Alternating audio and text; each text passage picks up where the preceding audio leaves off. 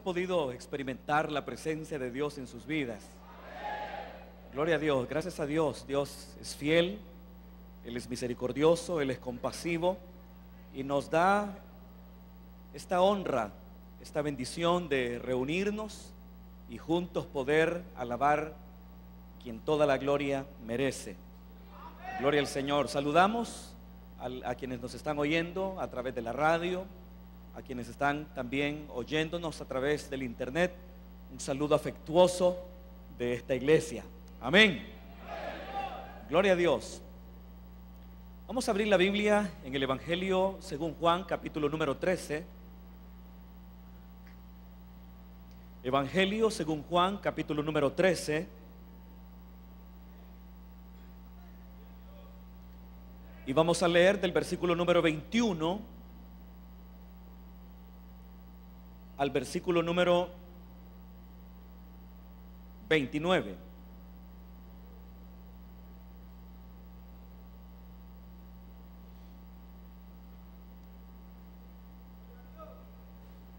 Gloria a Dios. Dice la palabra del Señor, versículo 21 del capítulo 13 de el Evangelio según Juan. Habiendo dicho Jesús esto, se conmovió en espíritu y declaró y dijo: de cierto os digo que uno de vosotros me va a entregar. Entonces los discípulos se miraban unos a otros, dudando de quién hablaba. Y uno de sus discípulos, al cual Jesús amaba, estaba recostado al lado de Jesús. A este pues hizo señas Simón Pedro para que preguntase quién era aquel de quien hablaba. Él entonces, recostado cerca del pecho de Jesús, le dijo: Señor, ¿quién es? Respondió Jesús: a quien yo diere el pan mojado, aquel es. Y mojando el pan, lo dio a Judas Iscariote, hijo de Simón. Y después del bocado, Satanás entró en él. Entonces Jesús le dijo: lo que vas a hacer, hazlo más pronto. Pero ninguno de los que estaban a la mesa entendió por qué le dijo esto, porque algunos pensaban, puesto que Judas tenía la bolsa, que Jesús le decía: compra lo que necesitamos para la fiesta, o que diese algo a los pobres. Amén. Gloria a Dios. Vamos a orar, hermanos, y vamos a presentar estas peticiones de oración delante del Señor, en la confianza que para Él todo es posible. Y luego vamos a orar para que Dios bendiga nuestras vidas a través de la exposición de su palabra. Así que cerremos nuestros ojos, hermanos, y oremos al Señor. Padre que estás en los cielos, en esta noche, Señor, estamos muy contentos y muy agradecidos porque nos has permitido, Señor, congregarnos. Nos has permitido, Señor, estar delante de tu presencia, orando, alabando tu nombre, Señor, teniendo también la oportunidad de ser bendecidos a través de tu palabra. Señor, gracias porque a pesar del dolor y el sufrimiento que podemos experimentar algunas veces en nuestras vidas, podemos contar con tu apoyo incondicional. Podemos contar contigo, Señor, en los momentos más difíciles de nuestras vidas. Gracias, Padre, por la suministración del Espíritu Santo, Señor, en esta reunión. Gracias por la acción del Espíritu Santo a través de los dones que nos edifican, que nos fortalecen, Padre bendito. Señor, en esta noche ponemos delante de tu presencia cada una de estas peticiones de oración. Padre bendito, tú conoces cada necesidad. Te pedimos, Padre, que tú te glorifiques y que pongas tu mano poderosa en cada una de estas necesidades. Te pido, Padre, que pongas tu mano sobre los cuerpos enfermos. Te pido, Padre, que estés glorificando tu nombre.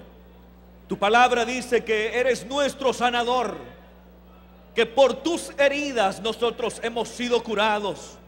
Ahora, Padre, te pedimos que tú pongas tu mano de poder sobre esos cuerpos enfermos, en el nombre poderoso de Jesús. Señor, pon tu mano sobre esos riñones, Señor, sobre ese hígado, en esos pulmones, en ese corazón, Señor. Haz desaparecer, Padre, cualquier tipo de tumor en el nombre de Jesús. Señor, glorifica tu nombre. Confirma tu palabra, Señor, haciendo esos milagros y maravillas. Ponemos en tus manos también quienes están pidiéndote, Señor, por ayuda y fortaleza. Susténtalos con tu poder. Ayúdalos en sus problemas y en sus necesidades. Que tu ayuda, Señor, pueda traducirse en esa guianza del Espíritu Santo, para que puedan enfrentar de modo adecuado, Señor, cada circunstancia adversa, en el nombre poderoso de Jesús. Ayuda y fortalece a quien se encuentra en medio de la tentación y de la prueba. Padre, trae salvación a los perdidos, restauración a los caídos. En el nombre de Cristo, protección a quien se encuentra, Señor, amenazado, a quien se encuentra, Señor, en peligro. Señor, ahora que hemos dado lectura a tu palabra, te ruego, Señor, que hables a nuestros corazones a través de ella. Señor, habla a nuestras vidas. Danos sabiduría, danos entendimiento, danos revelación por medio del Espíritu Santo. En el nombre poderoso de Jesús te lo pedimos. Gracias, Padre. Amén y amén. Gloria a Dios. Pueden sentarse, queridos hermanos y hermanas. Gloria a Dios.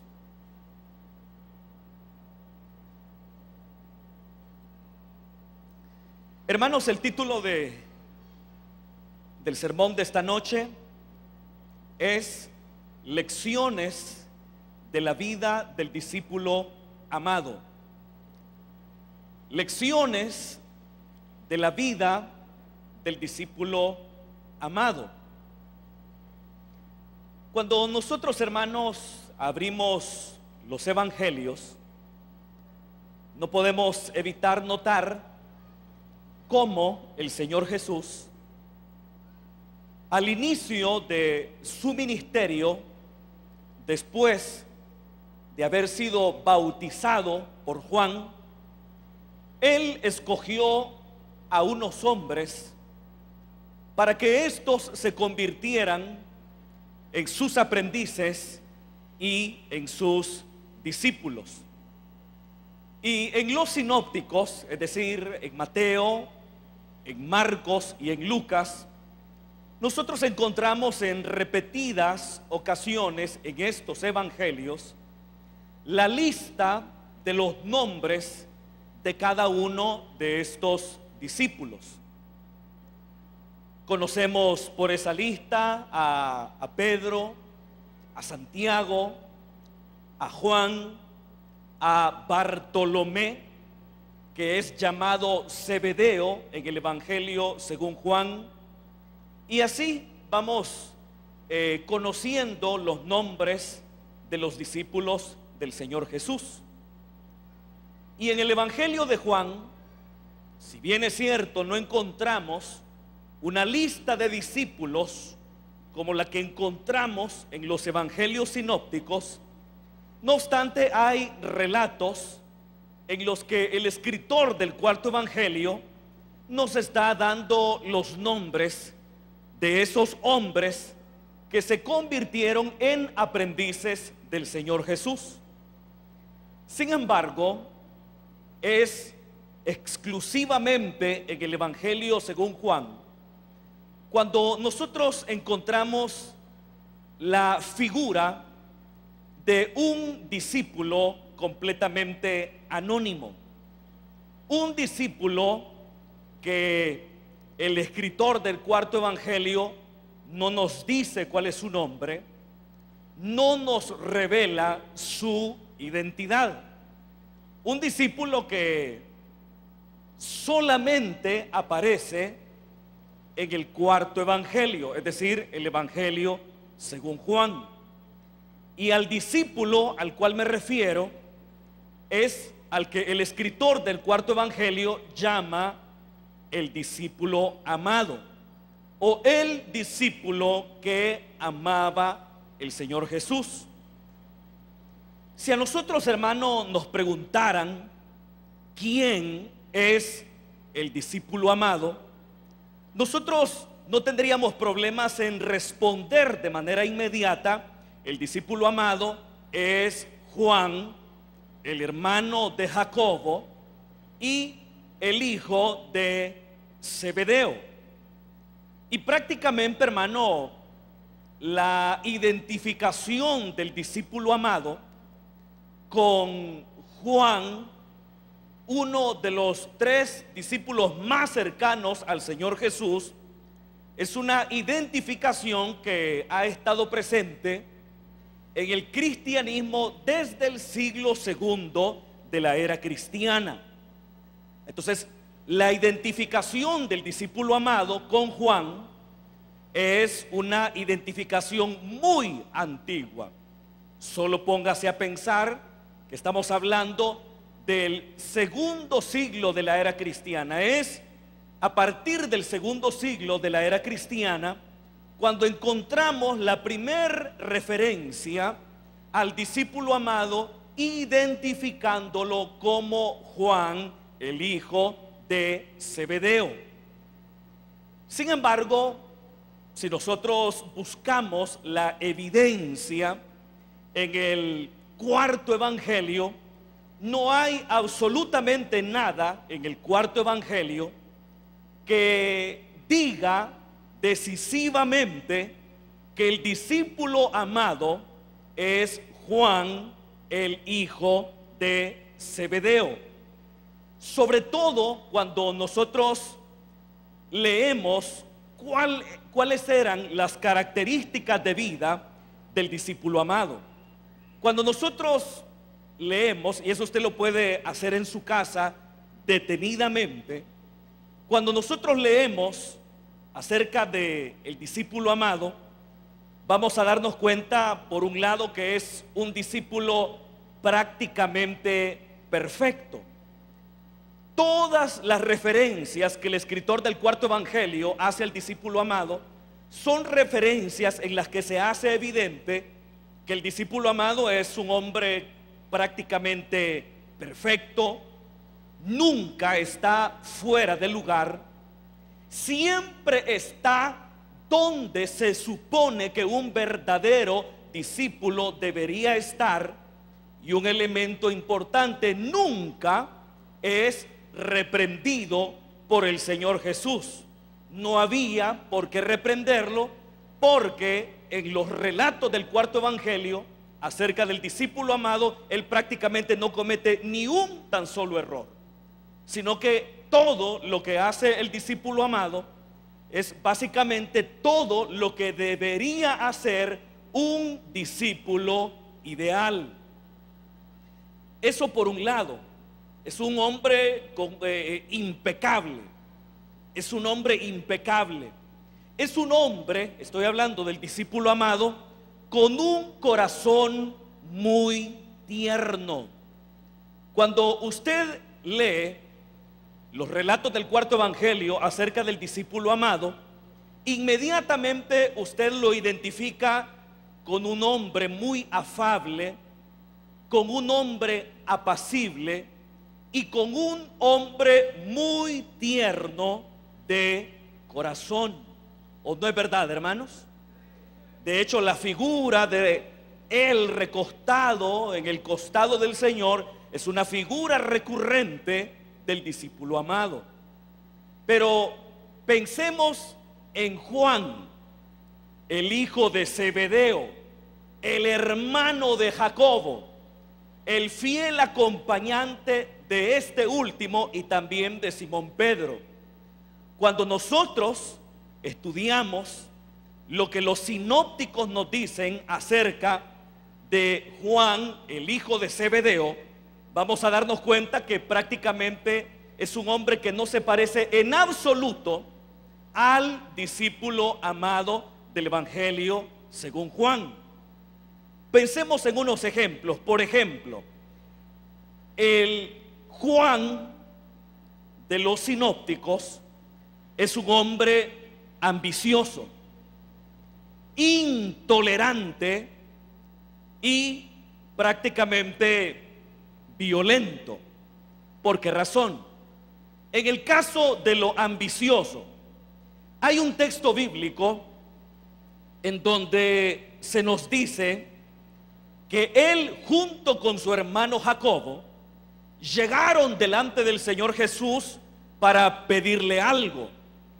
Y ese algo que le pidieron fue nada más y nada menos que cada uno se sentara al lado del Señor cuando Él reinara. Ellos hasta ese momento no habían entendido lo que significaba el reino de Dios cuando Jesús lo enseñaba. Ellos todavía seguían teniendo la idea de ese rey davídico de acuerdo a la concepción que la apocalíptica judía había introducido en la mente de los judíos de aquel entonces. Entonces ellos están pensando en un reino que se establecerá de manera inmediata, en el que Jesús sería rey. Ahí sí estamos de acuerdo, Jesús sería rey, pero ellos no quieren ser servidores, ellos no quieren ser funcionarios de un rango inferior, sino que al contrario, ellos quieren ser superiores y estar por encima de todos cuando Jesús reine. Entonces ahí podemos ver que el hijo de Zebedeo era un hombre muy ambicioso. Él ambicionaba el poder. Por algo Jesús apodó a estos dos hermanos ¿cómo los apodó? ¿Cómo los apodó? Los apodó los Boanerges. ¿Y qué quiere decir los Boanerges? ¿Qué quiere decir los Boanerges? Los Boanerges quieren decir los hijos del trueno. Y si Jesús llamó a Jacobo y a Juan hijos del trueno, es porque la personalidad de ellos era una personalidad inquieta, agresiva, que podía compararse sin problemas al trueno. Nada que ver con la figura delicada del discípulo amado del cuarto evangelio. Si Jesús lo llama a Jacobo y a Juan los hijos del trueno, es porque Jesús conocía la personalidad de los hijos de Zebedeo. Pensemos en otro episodio de la Biblia. Andaba un hombre por ahí echando fuera demonios en el nombre de Jesús. Pero eso sí, no era de los 12. Entonces, pero él había oído acerca de Jesús y se había dedicado a echar fuera demonios en el nombre de Jesús. Y ese exorcista ambulante fue reprendido nada más y nada menos que por el hijo de Zebedeo, de manera tal que el mismo Juan le dice al Señor Jesús: ahí hemos visto a un hombre que anda echando fuera demonios, pero que no es de nuestro círculo, y le prohibimos que siguiera haciendo su trabajo. Jesús los reprende y les dice: no hay quien eche fuera demonios y que hable mal de mí. Y Jesús prácticamente les dijo: déjenlo, que este hombre haga lo que está haciendo. Pero ¿quién no toleraba que una persona que no pertenecía al círculo íntimo de discípulos de Jesús estuviera echando fuera demonios? Uno de los protagonistas era Juan, el hijo de Zebedeo. Otro episodio más, cuando en el Evangelio según Lucas Jesús va hacia Jerusalén, y cuando va de Galilea hacia Judea, particularmente para Jerusalén, Jesús tenía que pasar por la ciudad de Samaria. Pero cuando Jesús llega a la ciudad de Samaria, dice el Evangelio según Lucas que los samaritanos no quisieron recibir a Jesús.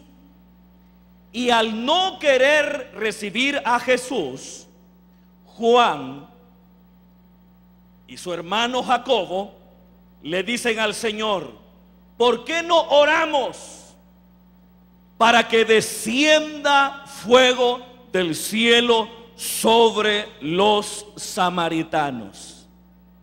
Es decir, que Juan, el hijo de Zebedeo, no tenía ningún inconveniente en que murieran niños, niñas, jóvenes, adultos, ancianos quemados por el fuego. El hijo de Zebedeo no tenía ningún problema con que se exterminara a una población entera. No tenía problemas con que se exterminara una ciudad entera. Ese es Juan, el hijo de Zebedeo. Claro, cuando ya fue apóstol ya las cosas cambiaron. Estoy hablando de Juan el discípulo, el hermano de Jacobo, el hijo de Zebedeo. Y cuando comparamos la personalidad de este Boanerges con la del discípulo amado, nos vamos a dar cuenta que simple y llanamente es imposible que sean la misma persona. Alguien podrá decir: hermano, pero siempre hemos dicho que es el discípulo amado. Yo no necesariamente se lo estoy contradiciendo. Simplemente estamos diciendo que Juan era el discípulo amado por tradición y no porque la Biblia diga que es él. Y haciendo una comparación de la personalidad de Juan en los sinópticos con el discípulo amado que se presenta únicamente en el cuarto evangelio, vamos a darnos cuenta que es imposible que sean dos, que sean la misma persona. Ha habido diferentes explicaciones acerca de quién podría ser el discípulo amado. Hasta el momento no hay un consenso de quién pudiera ser el discípulo amado. Una de las tantas explicaciones que se dan con respecto a quién puede ser el discípulo amado es que el discípulo amado es una figura literaria que crea el escritor del cuarto evangelio para mostrarnos cuál debe ser la conducta de un verdadero discípulo de Jesús. De hecho, usted se va a dar cuenta cuando leemos lo que el cuarto evangelio dice acerca del discípulo amado. Siempre aparece, prácticamente siempre aparece con Simón Pedro. Casi siempre están juntos, pero prácticamente siempre el discípulo amado supera a Simón Pedro. Por ejemplo, en el texto que hemos leído hoy, solo el discípulo amado sabe lo que está aconteciendo en esa cena pascual, pero ni Pedro ni los demás discípulos lo saben. Jesús había dicho que todos sus discípulos lo abandonarían, pero notamos que en el cuarto evangelio el discípulo amado es el único que está al pie de la cruz cuando Jesús había dicho: todos me abandonarán. pero está no obstante al pie de la cruz. Pedro había huido, pero el discípulo amado sigue al pie de la cruz. Cuando Jesús resucita y María Magdalena le informa a los discípulos que Jesús ha resucitado, los que corren al sepulcro son Simón Pedro y ¿quién más? El discípulo amado. No dice Juan, dice el discípulo amado. Quien corre es Pedro y el discípulo amado. Pero ¿quién corre más rápido? El discípulo amado.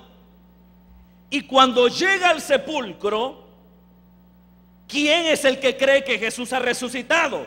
El discípulo amado. Sin embargo, Pedro todavía se nota que está con dudas. Cuando están pescando en la barca y Jesús se presenta a la orilla del lago, Jesús está en la orilla y Pedro y el discípulo amado están en la barca. Y Jesús está a lo lejos. Pero ¿quién es el que reconoce a Jesús que está a la distancia? ¿Pedro o el discípulo amado? Quien lo reconoce es el discípulo amado. Entonces ese es otro elemento literario que deberá ser tenido en cuenta a la hora de estudiar la figura del discípulo amado. Siempre aparece con Pedro y prácticamente superándolo, casi siempre. Pero bien, yo quiero que en esta ocasión veamos partiendo de este texto de la palabra, una característica o algunos elementos de la vida del discípulo amado. No voy a decir Juan porque la Biblia no dice que es Juan. Voy a decir lo que la Biblia sí dice: el discípulo amado. Lo que aprendemos, lo que notamos del discípulo amado, por cierto, en este capítulo 13 es la primera vez que se menciona al discípulo amado. Jesús está comiendo con sus discípulos, pero llega un momento en la cena cuando Jesús se conmueve. Eso es lo que dice el versículo 21. Jesús se conmovió en espíritu y declaró y dijo: de cierto os digo que uno de vosotros me va a entregar. Entonces los discípulos se miraban unos a otros dudando de quién hablaba. Y uno de sus discípulos, versículo 23, al cual Jesús amaba, estaba recostado ¿a dónde? ¿Al lado de quién? Al lado de Jesús. ¿En qué momento? En un momento en el que Jesús está conmocionado, en un momento en el que Jesús está conmovido. ¿Cómo no se iba a conmover el Señor si entre esos hombres que habían compartido con Él algún tiempo aparecería uno que lo traicionaría vilmente? Y antes de anunciar la traición de Judas, el Señor se conmueve, el Señor se conmociona en su espíritu, porque a pesar de que el evangelio, según Juan, es un evangelio que insiste en la divinidad de Jesús, no obstante también deja entrever en textos como este que Jesús también es hombre. Y se conmueve, se conmociona internamente, y probablemente con voz débil, con voz quebrada, el Señor dice: uno de ustedes me va a entregar. Pero estando en esa situación de conmoción, al lado de él está el discípulo que Jesús amaba. Hermanos, usted sabe que Dios es un Dios bueno, amén.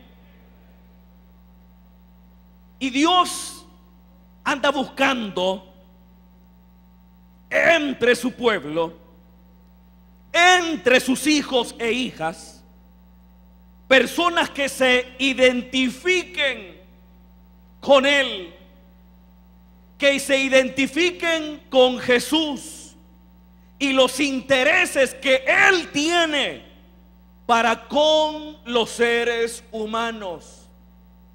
Nuestro mundo es un mundo pecaminoso, injusto. Se abusa de la gente, de niños, de hombres, de mujeres, de ancianos. Es un mundo violento. Es un mundo que está hundido en el pecado. Es un mundo que está cautivo por el pecado. Y eso es algo que se convierte en una carga para nuestro Señor. El ver un mundo que se destruye a sí mismo, un mundo que se deteriora y que está abandonando los valores, las buenas costumbres. Y eso es algo que definitivamente impacta el corazón de nuestro maestro. Y el maestro necesita hombres y mujeres como el discípulo amado, que puedan estar cerca de su costado, experimentando también lo que el Dios eterno, que es amor, experimenta por una humanidad que está corrompida, que se pierde y que cada vez se hunde más en el pecado.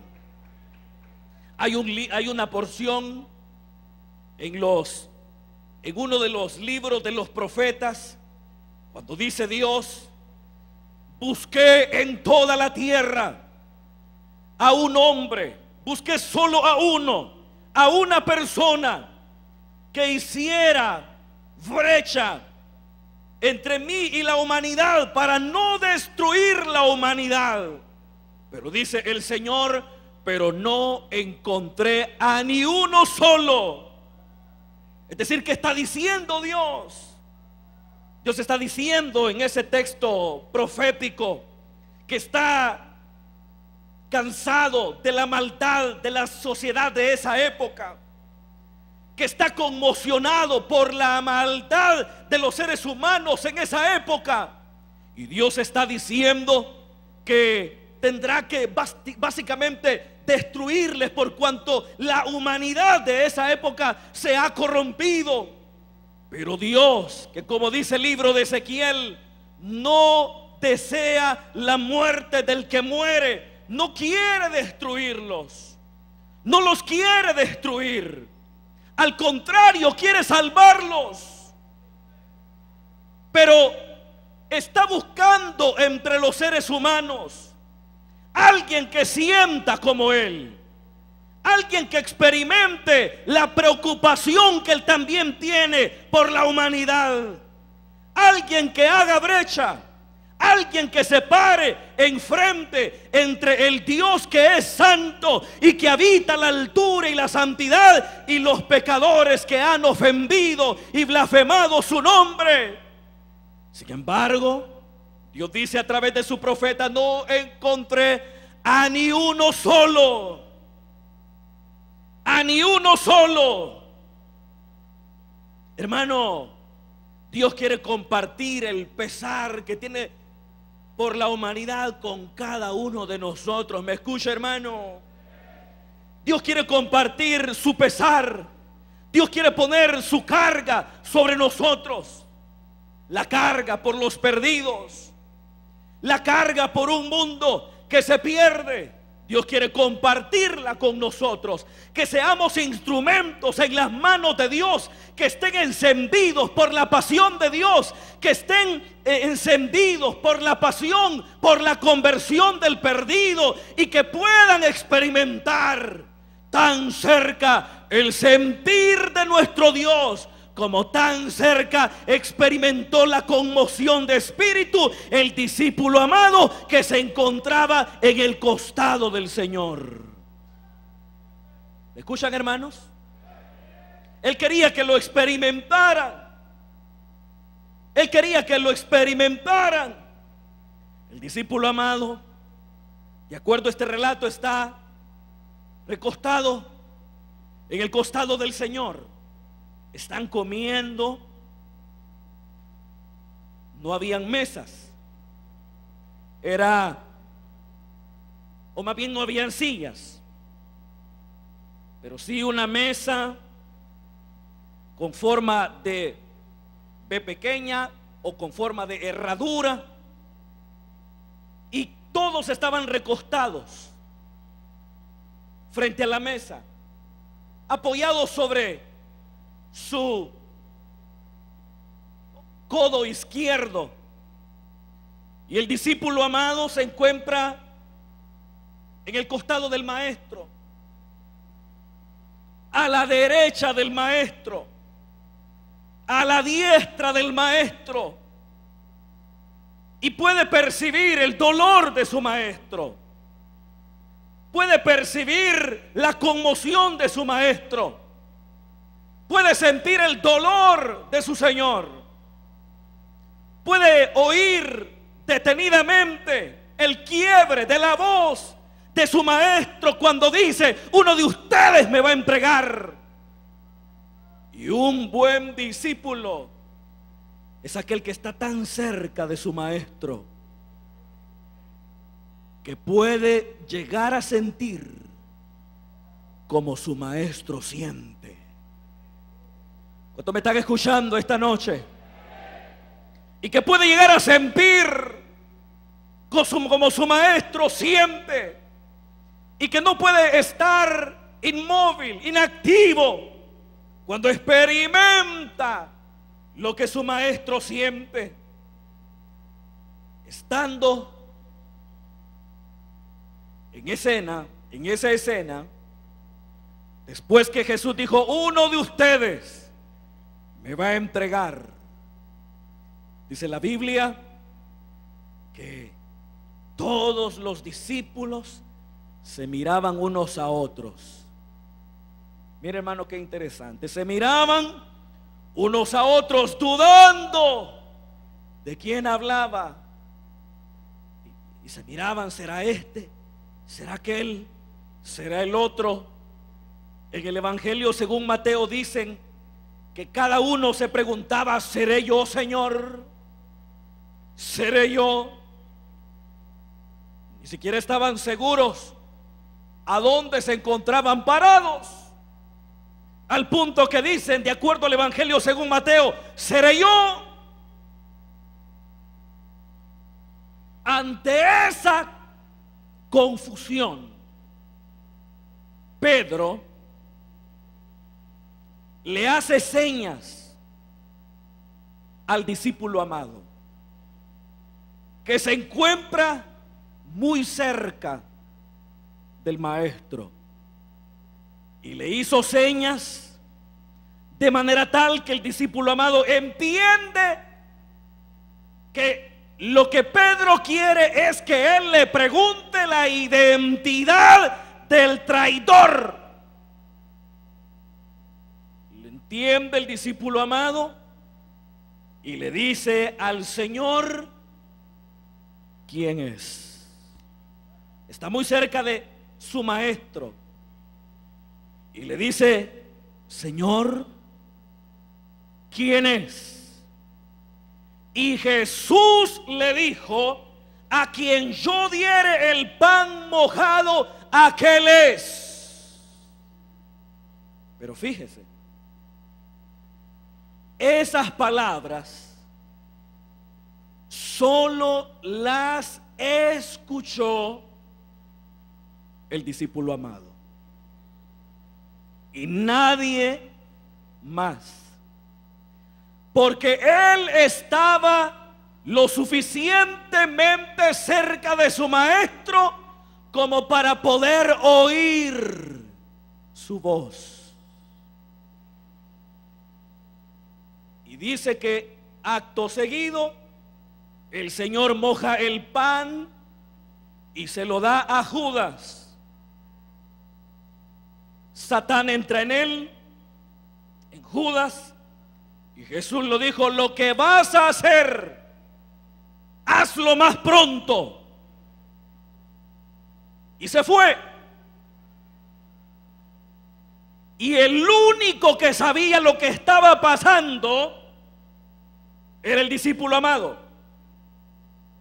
Ni Pedro, ni Natanael, ni Jacobo, ni Judas Tadeo, ninguno sabía lo que estaba pasando excepto el discípulo amado.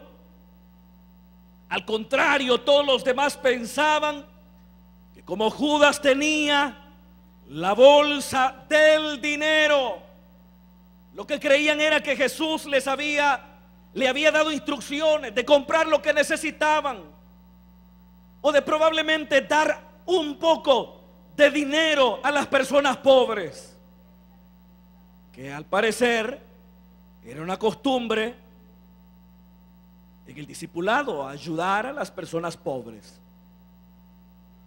Pero no era absolutamente nada de eso. Ellos estaban confundidos, eran discípulos, pero confusos. No entienden lo que está pasando. Pero sí hay uno en ese grupo que entiende lo que ocurre. Y el único que lo entiende es el que está cerca del Señor. Y esa cercanía le permite oír la voz de su Señor.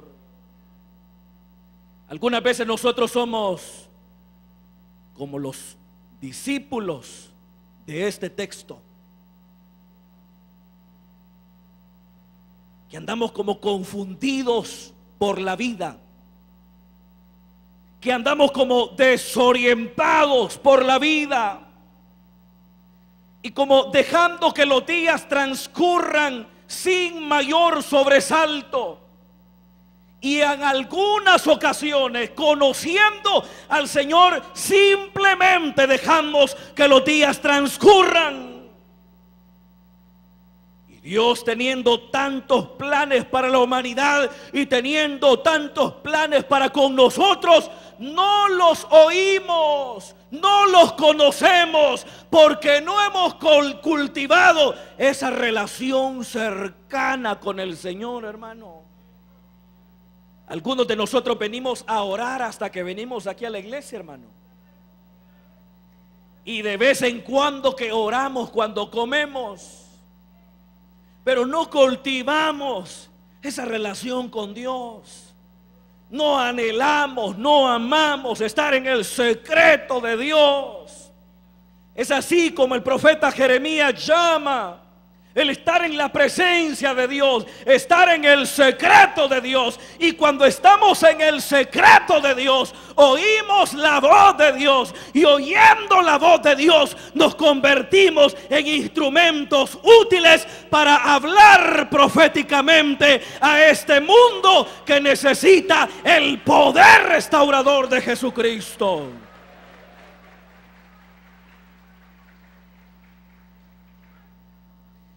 Eso decía el profeta Jeremías, Dios a través del profeta Jeremías, y hablando de los falsos profetas. Jeremías, hablando en nombre del Señor, decía de los falsos profetas: si esos falsos profetas hubieran estado en mi secreto, hubieran oído mi voz, y al haber oído mi voz, hubieran hecho conocer a mi pueblo mis palabras, y mi pueblo se hubiera convertido de su mal camino. Pero ¿quiénes serían los que en la sociedad judía de la época del profeta iban a marcar la diferencia, aquellos que estaban en el secreto de Dios, aquellos que oían claramente la voz de su Dios por cuanto estaban en el secreto con Él. Y en este caso es solo el discípulo amado quien comparte esa cercanía con Jesús, quien comparte esa relación íntima de maestro a discípulo con el Señor Jesús, que puede comprender lo que ocurre, que sabe muy bien lo que está pasando por una simple razón, porque oye la voz del Señor. ¿Me está oyendo, hermano? Porque oye la voz de Dios hablándole. ¿Cuándo fue la última vez que usted oyó la voz de Dios? No a través de una predicación, sino que en una circunstancia usted oyó a Dios hablándole. Estaba orando y de pronto oye la voz que le muestra el camino, que le instruye acerca de qué deberá hacer en la situación concreta que está viviendo. Incluso cuando oramos tenemos que aprender a guardar silencio. ¿Me oye, hermano? Tiene que aprender a guardar silencio. Yo me acuerdo cuando estaba recién convertido, en la iglesia donde me congregaba, nos reuníamos a orar, a ayunar, a buscar al Señor. Y en algunas ocasiones, bueno, varias para ser honesto, me iba en ayuno a orar y empezaba a orar con todo. A los pocos minutos ya no hallaba qué decir. Aparte que estaba recién convertido. Y cuando uno está recién convertido, no ora mucho que se diga. Hay algunos de nosotros que tenemos 20 años de convertido y no oramos mucho que se diga, pero porque somos haraganes para orar. Pero llegaba un momento en que ya no tenía más que decir. ¿Y ahora qué digo? Y encima aguantando hambre, hermano. Entonces, más de alguna ocasión a media mañana me iba de regreso para la casa a comer, porque yo decía, ¿y qué estoy haciendo acá? Pero había un hermano que tenía más experiencia que nosotros, un hermano joven, en ese entonces joven también, éramos jóvenes todos, y decía, lo que pasa es que cuando oras nunca te callas. Y decía, tenés que guardar silencio para darle a Dios un espacio para que te hable. Y algunas veces eso tenemos que hacer en el secreto de Dios, hablar con nuestro Señor, pero también dejar un espacio para darle a Él la oportunidad que nos guíe, que nos hable. ¿Me está escuchando, hermano? Y ahí está el hombre que está cercano al maestro. Es el que conoce el significado de las palabras del maestro. No las malinterpreta, las entiende muy bien. Pero ese entendimiento de las palabras pronunciadas del maestro estaba estrechamente ligado a la cercanía que tenía con él. Algunas veces oímos nosotros predicaciones y tal vez ni tuvieron ninguna profundización teológica. fueron predicaciones probablemente sencillas o relativamente sencillas, pero su entendimiento quedó sin fruto. No entendió lo que una palabra, una predicación quiso decir. ¿No será que esa falta de entendimiento de la palabra pronunciada del maestro es porque hace falta tener la cercanía al maestro, que era característica del discípulo amado? Porque eso es importante para poder entender la palabra. También es importante que tengamos contacto con Dios, que tengamos una relación bien estrecha con Él. Y así aprendemos a oír la voz de nuestro pastor. Aprendemos a entender las palabras de nuestro pastor y nuestro Señor. Aprendemos a discernir los tiempos. Aprendemos a entender, aunque sea de manera modesta, algunas circunstancias que de otra manera no entenderíamos. Y ahí está. ¿Quién es? Y Jesús le responde. Y él oye y entiende, mientras los otros están confusos. La pregunta es: ¿de cuáles somos nosotros? ¿Me está oyendo, hermano? ¿De cuáles somos nosotros? ¿De los discípulos que andan confundidos por la vida? ¿De los creyentes que andan saltando de iglesia en iglesia, buscando quien les profetice en la calle, que nunca entienden nada, que siempre están perdidos, desorientados, que son movidos por cualquier viento de doctrina? Son como niños fluctuantes, llevados de allá para acá. ¿O somos de aquellos que estamos en una relación tan estrecha como la relación que el discípulo amado tenía con su maestro, y que le permite percibir el sentir del maestro, el dolor del maestro, la preocupación del maestro, y que al mismo tiempo le permite tener esa claridad y esa lucidez que le permite entender sin problemas la palabra dicha por el maestro? Que Dios nos ayude. Amén, hermanos. ¿Cuántos quieren ser como el discípulo amado? Ahí está el ejemplo. Para eso Dios nos lo dejó en su palabra. El discípulo amado es el discípulo ideal, el que está donde siempre se supone que debe estar un buen discípulo, el que siempre está ubicado y cerca de su Señor. Amén.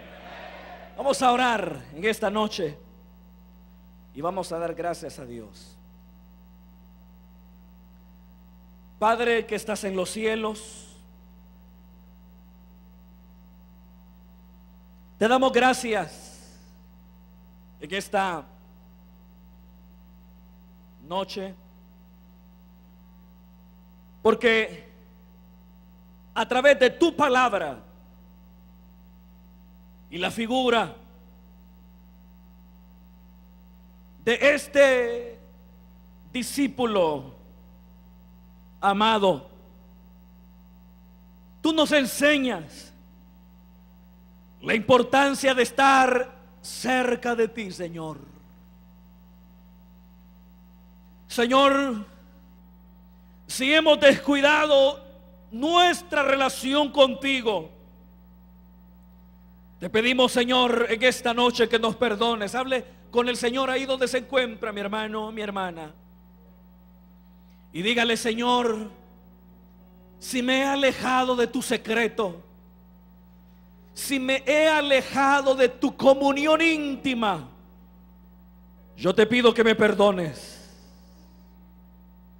Yo te pido que me ayudes a volver a ti. Señor, ayúdanos. Si hemos perdido el interés en el habitar en tu presencia continuamente, Señor, obra poderosamente en nuestras vidas por medio de esta palabra y de tu Espíritu Santo, para que al igual que este discípulo podamos estar siempre muy cerca de ti, Señor. Mientras todos estamos orando esta noche, yo quiero hacer un llamado para cualquier persona que en esta ocasión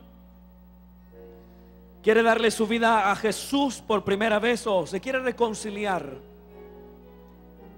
Yo le pido que levante su mano ahí donde está. Si hubiese alguien que nunca se ha entregado a Jesús, sabe que está lejos del Señor, sabe que se ha apartado del Señor y que ha vivido al margen de su voluntad toda su vida, esta noche es una buena noche para que nosotros podamos volvernos a Él.